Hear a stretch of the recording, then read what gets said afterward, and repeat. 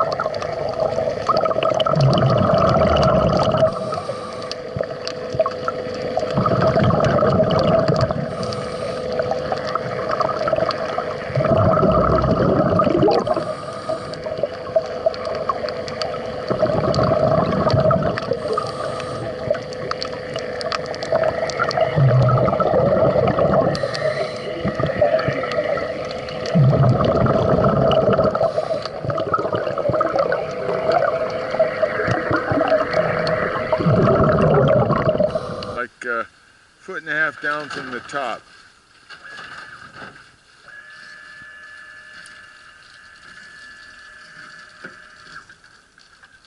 They shrunk.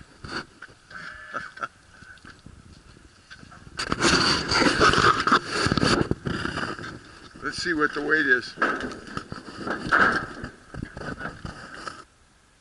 A 1/4 inch mesh. And there's a 1/2 inch, 1/2 inch, 1/2 inch. I mean, this is a 2 inch purple urchin.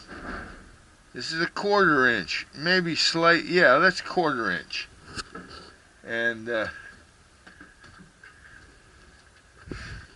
when you look at them on the bottom, you don't even see these.